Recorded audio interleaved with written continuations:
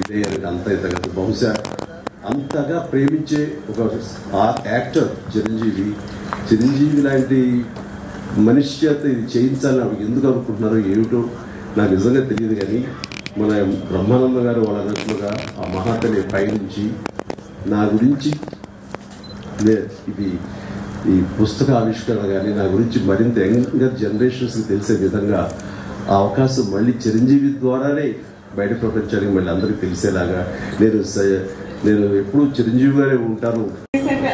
నేను చూసుకుంటాను పెట్టేశారన్నమాట. This is how it went. నేను ఇంటికెళ్ళి కామెడీగా పిలవటం అదంతా తర్వాత. అప్పుడు నేను ఎప్పుడు చూడలేదు. అంటే అవార్డు వచ్చిన తర్వాత, పద్మవిభూషణ్ వచ్చిన తర్వాత నేను చూడలేదు. నేను చూడాలి, నేరుగా వెళ్ళి ఇన్వైట్ చేయాలని చెప్పి మా ఆయన నేను ఇంటికి వెళ్ళి వాళ్ళని కలిసి ఇల్లంతా తిరిగి చూపించారనమాట. అంటే నాకు రెనోవేట్ చేసిన తర్వాత నేను చూడలేదు ఇల్లు. సో ఎంత చక్కగా నా చేయి పట్టుకొని ఒక తోడు పుట్టిన సిస్టర్ని ఎలా ట్రీట్ చేస్తారు అలా. నేను చిరంజీవి గారిని అన్నయ్య అని పిలుస్తాను. ఎందుకంటే ఈరోజు ఈ ఫంక్షన్ అంతా నేనేమన్నానంటే ఇంట్లో సింపుల్గా ఈ బుక్ని రిలీజ్ చేసేసి మీడియా వస్తే చాలు, ఇంకేమవుతుంది నాకు మీ చేతులతో బుక్ ఇవ్వాలంతే, ఇంకేమవుతుంది నాకు అని చెప్పాను. ఇమీడియట్గా ఆయన ఇలా ఆలోచించి ఎవరైనా పిల్లలు ఎంత పెద్ద ఫంక్షన్ చేయాలని ఆలోచిస్తున్నాను. నేను అలా కాదు, చిన్నదిగా చేద్దామంటే అలాగే చేద్దాం ఈరోజు కాంపిటీస్ విషయాలు కాదు. నాకు ఇలా మాట్లాడడం, స్టేజ్ మీద కూర్చోవడం, కూర్చోవడం చాలా ఇప్పుడు చేయలేదు. కానీ చాలా నీ కోసం అయితే ఓకే చెప్పాను.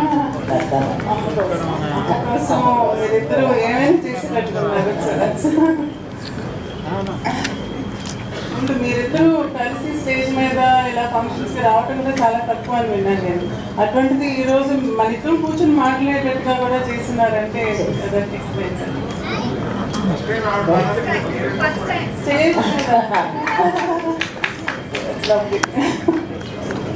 నేను చిన్నప్పటి నుంచి తెలిసిన మధ్యన ఒక ఫ్రెండ్ ద్వారా ఇద్దరం కలుసుకునేవాళ్ళం. సో మీ ఇంటి అక్కడ నాలుగు చేస్తూ ఏదో అలా చేసేసరికి వాళ్ళందరూ క్లాప్స్ కొట్టారు. ఆవిడ చాలా సంతోషించి నాకు చాలా బాగా నచ్చావయ్యా అంటూ దగ్గర తీసుకుని ఆవిడ నా భవిష్యత్తులో మంచి యాక్టర్ అవుతావు అని అన్న మాట అంతా ఇంత కాదు. అంతటి మహానటి నోటు వెంబట చాలా మంచి యాక్టర్ అవుతావు, ఎందుకంటే నీలో స్పోర్టినెస్ చూశాను, ఆ తర్వాత కింద పడ్డ తిరిగి డ్యాన్స్ వేయడం అనేది ఆ నేచర్ చూశాను. ఇవన్నీ చూస్తుంటే కనుక నీకు మంచి భవిష్యత్తు ఉంటుంది అని ఆ మహాతని చేత అనిపించుకోవడం అనేది నాకు అంతా ఇంత కలిగి ఏదో బలం. ఆ తర్వాత మళ్ళీ ఆవిడతోటి మరొక సినిమా చేసే అవకాశం కలిగింది. అన్నారు రేపు ఎప్పుడు మనంతా కలిసి నటిస్తామని చెప్పారు. అయిన తర్వాత అక్కడ రాజమండ్రి షూటింగ్లో వర్షం వచ్చింది. ఫిబ్రవరి మార్చిలో వర్షం ఏంటని మీరు అనుకోవచ్చు. మ్యాంగో షవర్స్ అంటారు, మొన్న కూడా వచ్చింది. అలాంటి అకాల వర్షం వచ్చింది. ఒక గచ్చుతో ఉన్న ఒక హౌస్ పంచలో పైన టాప్ రూఫ్ ఉంది, కానీ జల్లు పడుతుంది. అందులో నటించినటువంటి యాక్టర్లు అందరూ రోజారమణి, కవిత, సావిత్రమ్మ గారు, జోకేంద్రరావు గారు, కొంతమంది ఆర్టిస్టులు అందరూ నరసింహరాజు అందరూ ఉండిన తర్వాత చాలాసేపు వర్షం వస్తూనే ఉంది, ఎవరికి తోయట్లేదు.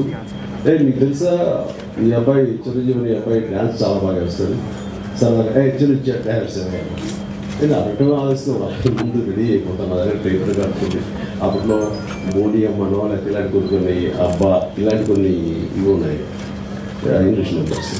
అది వేసుకుని డ్యాన్స్ చేస్తాను. నాకేంటంటే సాహిత్య గారు చూస్తున్నాను, ఇంకా పెద్ద ఉత్సాహం నాకు. అలా చేస్తుండగా చెప్పుకునే ఇది నా ద్వారా లభించినందుకు, నేను దానికి ఒక వారధిగా ఉన్నందుకు నేను చాలా చాలా నా జన్మ సార్థకమైందని భావిస్తున్నాను. అలాంటి అవకాశం నాకు ఇచ్చినటువంటి విజయ చాముండేశ్వరి గారికి, గోవిందరావు గారికి నా హృదయపూర్వక ధన్యవాదాలు తెలియజేస్తున్నాను.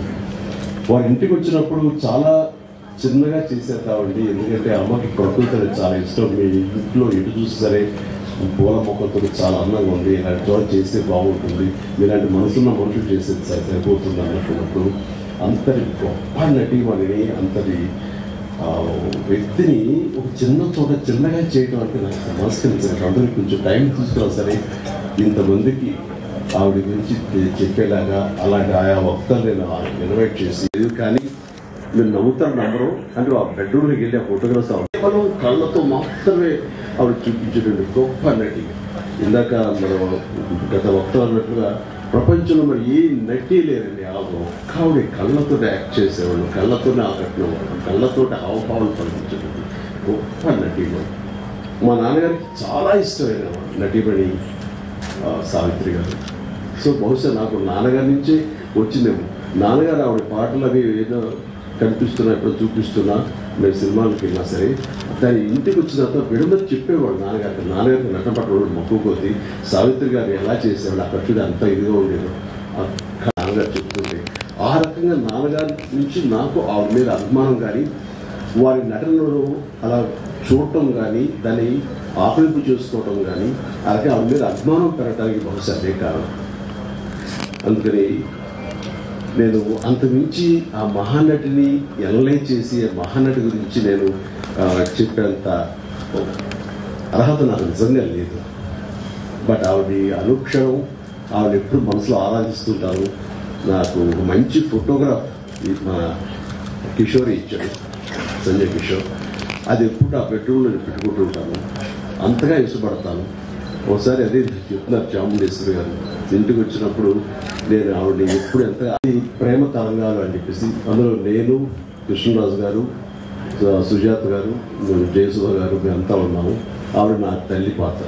ఆ తల్లితోటి మళ్ళీ ఆవిడ బిడ్డగా యాక్ట్ చేసి నటించే అవకాశం నాకు కలిగింది.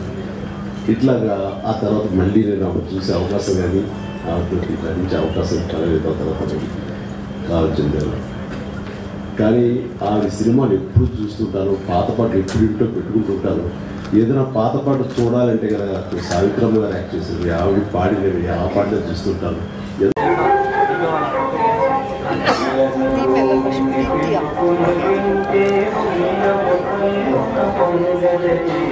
చిరంజీవి గారు ఎవ్రీథింగ్ టు us. వారు ఈరోజు చేసి దీనికి ఒక పుస్తకానికి ఒక పవిత్రతని, సంపూర్ణత్వాన్ని తీసుకొచ్చారు చిరంజీవి గారు. Hats off sir, thank you so much, thank you so much.